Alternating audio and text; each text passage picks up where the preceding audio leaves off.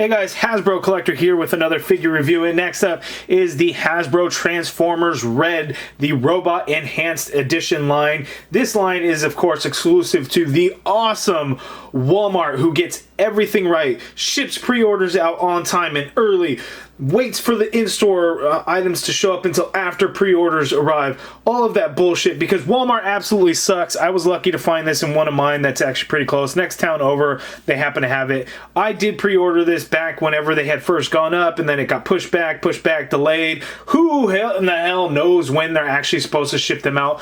But my local store actually had 2 Megatron, 2 Soundwave, and 1 Optimus, so I was lucky to be able to get all 3. I forget who is in Wave 2. I think there's a Beast Wars Cheetor or something in there. I don't really remember. I was super hyped up and interested in this line, and then I just lost interest because of the delays and Walmart being Walmart. But when I saw it, I was thinking, you know what? I might as well pick it up. I'm not really a bot guy. I don't like transforming him because it's hard, right? I just can't do it. The instructions are like little tiny pictures and I don't know how to read. It's a problem. So here, I don't have to worry about that because it's already in bot mode and I don't need a vehicle truck to drive around or buy a Hot Wheels if I needed something like that.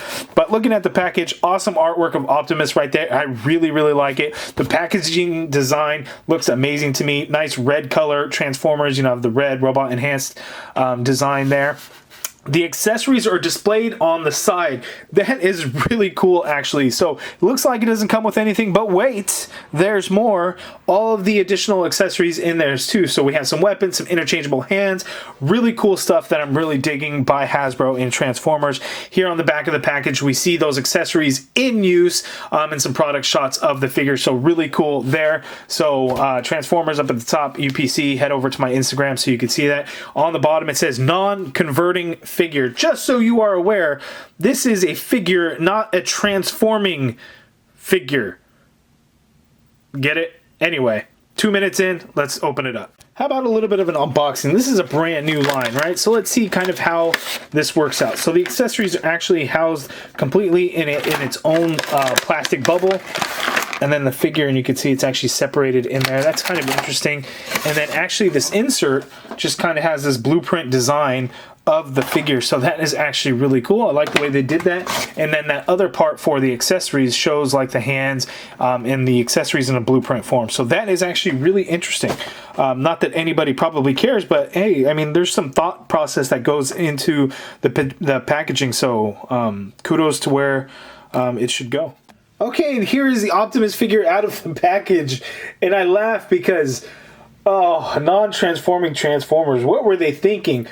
But at the same time, it's actually really cool because, I think a lot of people with Transformers, I know a lot of folks that keep them in bot mode or that keep them in vehicle mode, mainly bot mode. So that's kind of how you really want it to be. And when you have a figure that doesn't transform, you really get that classic look. So you don't have any of the kibble issues. You don't see any of the moving parts. It kind of fits in with that classic design and look. So it makes sense to me that they would do it, and I'm kind of surprised that it's taken this long, but at the same time, it's not a Transformer, right? You get Optimus Prime, but people love the whole transforming aspect, so it is very different. When I have this toy, when I look at this thing just screams like 80s to me and just really reminds me of something from the 80s, but with the updated like 2020 articulation, because you know what? This thing actually has a lot of articulation to it. So I think it is really cool. So let's zoom in on the accessories, then we'll zoom in on the figure and look at all the articulation that he has. Okay, so first thing, he has the Matrix of Leadership right here. So that is actually really cool, and it's painted nicely. We get some dull gray plastic, but we get a nice little sky blue and then yellow in there for the Matrix, so not bad. We have his gun right here. It's all black, but we do get some gray paint actually right on the side there, and that looks pretty good. We get this axe that actually would peg into the arm, so you would actually pop out one of the hands and put this one in its place, so that is pretty cool. On the figure out of the package, he has fists. Then he comes with 2 additional hands. Here's one that would hold like the Matrix. He has one that is a pointing finger, and then we have 2 more that are kind of the open hands, as you could see there. I'm trying to think of the gun, not not the Matrix, I'm sorry, the other hand actually should hold the gun, even though it is very, very tight. So you might want to warm that up to loosen the hand so you can actually get the gun in the grip. Well, no, you can. It's pretty pliable. You can actually work it, so that works out really well there. Okay, so here's zoomed in on Optimus Prime. So one of the things about the figure is you think that because we don't get the transforming aspect of it, maybe we can get a super detailed Optimus. Now the G1 design, I don't think was super detailed, I would say, you know, as far as like line work and some of the mechanics of things. We get some line work in the sculpt and whatnot of certain things, but overall it's a pretty basic sculpt, as you can see throughout the figure. Nothing too detailed or anything like that. For the most part, it's all just kind of flat colors, flat plastic look. Nothing even on the side of the arms, really nothing on the back, as you can see there. But it still kind of works. But then you have some problems like some of the marbleization that you would see in like metallic colors. And I don't know if this is just mine, but I kind of get this all going. And I don't know what the hell happened here with these. It must be something in the sculpt of how it's manufactured. But that's a problem. It's real ugly, but good thing it's on the back, so it's not too noticeable, but you do see some of that on the side, so that is unfortunate. If you guys have it, you guys let me know down in the comments below if you have that same issue. Looking at the articulated knees, you have the pins, they're blue. Why the hell didn't they do those gray? Makes zero sense, right? It's a gray leg. Why do you even have blue? So one of those things, but overall it just looks really good. But again, not super detailed, but it does look really good. Now the chest does open up. I can't seem to get it to open up. Oh, there we go. You just kind of have to work it a little bit. So that is actually pretty cool that we get that opens up, and then you can actually put the Matrix right inside. It just sits in there, I believe. So you have that. Trying to think if maybe it should clip in. It's kind of sculpted in a way that it fits in there just right, but it doesn't like pop in, I would say. Oh yeah, so you see that little point kind of at the top, that one, so it has to go in a certain way.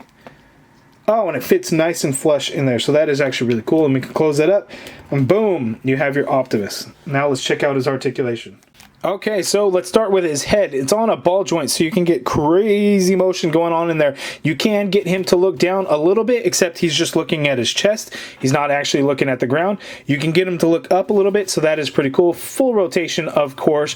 All kinds of pivot going on in that head, because again, it is on a ball joint, like a dumbbell joint. Shoulders, you can get the shoulders to go straight out, which is great. You get a full rotation in there. There is an upper bicep swivel just above the elbow joint. You get a single jointed elbow though, which only gives you 90 degrees, so that's a little unfortunate there, but not really a problem. There's no ab crunch or anything like that, but you get a full waist swivel like so. Legs go out, let's move the arms a little bit. Legs go out that far apart there. He can kick forward that much, but then the leg kind of goes back, so you can make it look like he's kicking up a lot higher. So again, leg that far back, that far forward. There is that upper thigh cut there, so you can get a full swivel rotation going on in there. The leg does kind of have some circular motion going on in there as well. You get a double jointed knee, which works really well as his foot hits his back. The foot also has a hinge, so you can hinge it down that much. Not really hinged going up, it's just going to kind of remain flat. And there is some wiggle room for pivot in there, and he has peg holes at the bottom of the feet. So again, it's an articulated bot. Now I know Transformers does. They do have some articulation, not that I really mess with them. I don't know how much articulation. You guys will have to let me know down in the comments below how they would compare it to something like this. But again, this is just something that's fun, I would say. It's not super articulated. You know, I think you could get some dynamic poses to do some kind of figure photography. Now, an actual transforming bot could also work for that, but this one just kind of really has that fun factor of, you know, the classic look without the different parts and without having to worry about transforming it. It's just really something fun. So popping out the hands, let's see how that goes. Pretty easy, you just pull them out, not a problem at all. So let's pop a hand in, just like any Marvel Legend or anything, just pops in and out real easily. Pull that out and put the one in that is holding the gun. That is pretty cool there. Switch that out for the axe. And there's actually a hinge on the axe, but it looks like you may not really get a whole lot of use out of it. So you can have it in that position there with the axe, and then using the hinge, you can get it to go down a little bit. So it's very limited on the hinge. If you pull it out some, then you can really work it, but then it's not really in all the way. So just be aware of that. So there's kind of the 2 points that you can get it. So you can just kind of slip it in a little bit and then really work the hinge of it. But then if you pop it in all the way, you're really limiting the use. So that is really cool that he has those accessories there. Okay, so for a quick size comparison with another Hasbro figure, we have the Marvel Legends Hellfire Goon or Hellfire Club Guard, whatever you want to call it. Standard 6-inch Bucky Cap figure. We'll throw him next to the Marvel Legends Stan Lee, and you can see Optimus is pretty tiny. So I thought he was going to be more of a 6-inch figure, but he's not. He's little. He's a little guy. Little. Okay, so my final thoughts on this figure. For 20 bucks, it's decent. I wouldn't say it's a terrible value. It is decent. You know, we get 3 total sets of interchangeable hands. We get the 2 weapons. We get the Matrix of Leadership. So there's some cool things. The articulation points are there for what they can do with the bot figure, transformer figure. It's non-transforming. So I know Optimus, I think, is a $30 figure, right? Is that Leader class or Voyager class? I have no idea. I'm Transformer stupid, so I couldn't say for sure. I think value-wise is okay. I think $15 would have been great, but I think for the action figure line in general, the $20 mark is kind of where it goes. I definitely think he should have been a little bit bigger, closer to the 6-inch mark. I think would have made a major difference in terms of how it would feel in hand, and just kind of how it would look overall, because it would just be just ever so slightly bigger. But it's not bad for what it is. I think having an exclusive somewhere almost makes sense. You would think Target, because, you know, Target's logo is red, and the red line, right? They do that with a lot of figures where the color of it, red, would be the exclusive. So you would think Target would have gotten it. To me, it almost makes sense now, having it in hand, why it's not a wide release, something that would be available at all retail, because I don't know how well this line would do, to be honest with you. And keeping it to only one retailer, I think, is the safe bet for it. Because I think a lot of people are going to be disappointed. Me not knowing anything about Transformers and how they work and everything, because they're hard, it works for me. But for the typical Transformer collector and fan, it's probably a huge pass and a huge disappointment. But for me, it's not. But you guys let me know down in the comments below your thoughts on the figure. Are you still waiting for your damn pre-order from Walmart.com? You're going to be waiting forever, I think. I don't know when those are going to ship out. I still haven't canceled my order yet, and I may keep it in there just in case. I'm not really sure. I kind of have to see how that's going to go, but I think it's okay. $20, I'm not too upset after spending $20 on it. So maybe the Megatron will be amazing. Maybe the Soundwave will be really cool. We'll kind of have to wait and see. But Optimus is the first venture into it, because it's Optimus, had to be the first, right? But anyways, again, let me know all down in the comments below. If you guys like this video, please do me a favor, hit that thumbs up button, subscribe if you haven't already done so. And as always, thank you for watching.